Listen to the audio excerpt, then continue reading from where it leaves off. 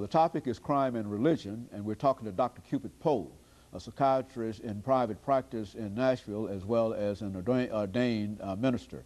Now, Dr. Poe, before we end this show for today, let's give you an opportunity to highlight what you consider to be the most significant aspects of the inmate study that you and others carried on dealing with the Metropolitan Jail, and to perhaps give us some clues as to how we might be able to better affect what you think that we should try to accomplish. One thing I want to emphasize at this point, Dr. Haney, is that all except one of the inmates that we evaluated had a significant degree or was suffering from a significant degree of self-hate. And that's very, very significant, because oftentimes people see persons who have a history of repetitive criminal behavior as willfully mean.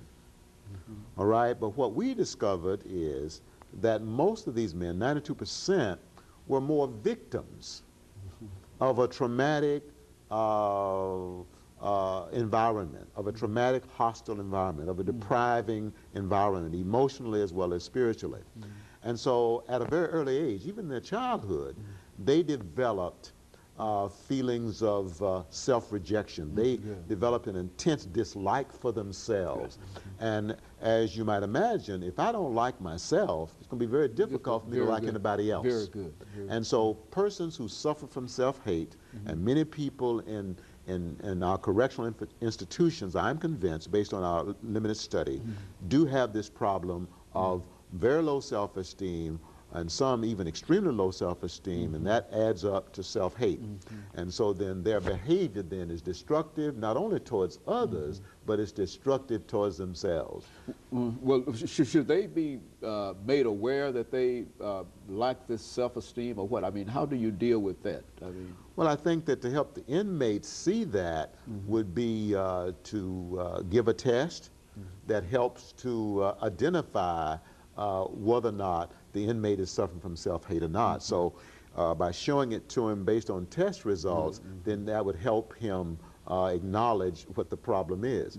Now, the other thing I want to highlight here is, based on our study of the inmates, we found that the source of their self-hate was primarily a lack of spiritual nurture and guidance in the home, a lack of parental concern, absent fathers from the home, okay? So I would say primarily their self-hate came from the outside, at least initially, but then after it developed, then they became antisocial, they became destructive, so they added to their self-hate, all right? Now I think I want to make a point here, and that is that if I mistreat someone enough, I'm liable to contribute to that person disliking themselves, whether that person is a child, adolescent, or an adult. There's another way I can arrive at not liking myself if I am abusive of other people, if I mistreat other people consistently, willfully, for pleasure, for self-gain, then I lower my self-esteem. Then I may end up with a problem of self-hate. So my point is that a lot of the increase in the violence that we see in our schools, our family life, and our community is a manifestation of self-hate. We've got a problem of self-hate in our society, and we need to take a close look at it. It is not just a psychological problem. It is not just a physical problem. It is not just a social problem. It is, I believe, more deeply a spiritual problem that's going to require primarily a spiritual solution. And so that's the point that I want to make, is that many of the men in lockup, and I would assume women too, have been damaged by their upbringing. They didn't handle their very low self-esteem well, so they became self-destructive and destructive of other people. They added to their very low self-esteem that was engendered by parental neglect, parental abuse in many cases, okay? So now what do we do with it? Just counseling is not enough. Just psychiatric medications is not enough.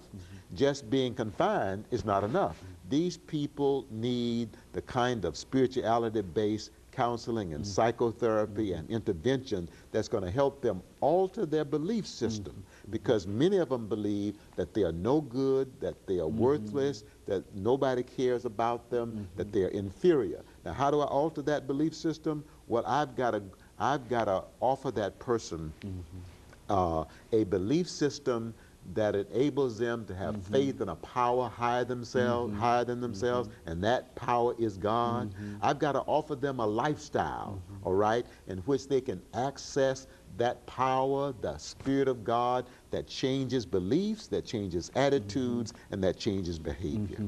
And of course, Dr. Poe, as a minister, I think you would certainly agree with the statement that you hear so often in church, where people say that they felt that their religious experience simply changed their lives. And you're talking now about changed lives. Yes. And the church demonstrates that almost every Sunday. And if you can somehow get these young people in that environment, you see, they might not understand everything that goes on there, but if they can get it into that environment, that there is a change and a life change in force there somewhere, then you're saying that we can do better in terms of meeting the problems of violence. Yes, and I think that we need... and of course, Dr. Poe, let me, and I'm sorry we ran over time today, but let me encourage our audience to tune in again next week for another informative edition of Comments. Thank you and good morning.